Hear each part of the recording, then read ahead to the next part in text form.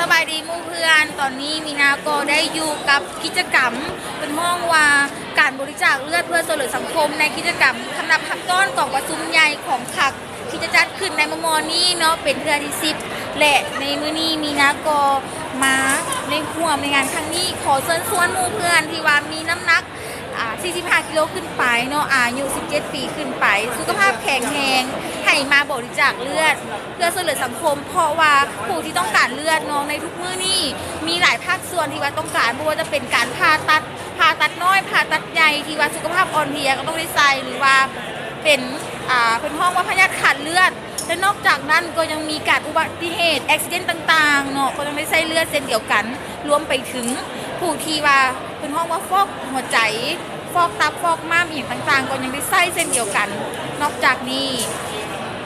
มีนาอยากเชิญชวนหมู่เพื่อนเนาะเพราะว่าศูนย์บริจาคเลือดที่เป็นห้องวัดกระจายเลือดไปให้บรรดาห้องหมอต่างๆในนครหลวงหรือว่าทั่วประเทศเนาะเดือนหนึ่งโบตำผู้แม่นว่าเดือนเลยเนี่ยมื้อหนึ่งนะโบตำก็100 ถุงเนาะอยากเชิญชวนผู้บริจาคเข้ามาร่วมเพราะว่าเลือดโบมีโรงงานผลิตมีแต่คนเท่านั้นสามารถผลิตได้เนาะขอเชิญชวนหมู่เพื่อนที่ว่าใจบุญให้เข้ามาบริจาคเลือด1 ถุงก็สามารถช่วยเหลือชีวิตได้1 คนนั่นเองเนาะปีหนึ่งเขาสามารถบริจาคได้สำหรับเพศหญิงก็คือ3 ถุงหรือว่า3 เทื่อต่อปีสำหรับเพศชายเป็นสามารถบริจาคได้4 เทื่อต่อปีนั่นก็คือเป็นน้ำใจอีกน้ำใจหนึ่งสบายดีนี่คือเพิ่นก็เป็นนักข่าวของเวียงจันทน์ใหม่เนาะเพิ่นก็ได้เข้ามาร่วมในกิจกรรมครั้งนี้เนาะเพิ่นก็คือไหนไอ้ที่มาเอาข่าวหรือมาบริจาคเลือดทั้งสองนั่นก็คืออยากให้ฝากถึงอย่างถึงผู้จะมาบริจาคเลือดในโอกาสต่อไปผู้ใดที่บ่ทันได้มามื้อนี้ก็ให้ที่พ้อนใจมาเพราะว่าเนี่ยว่าเขาปิดสร้างกระบวนการอันยิ่งใหญ่ตอนครับประชุมใหญ่ครั้งที่10ของศูนย์กลางพร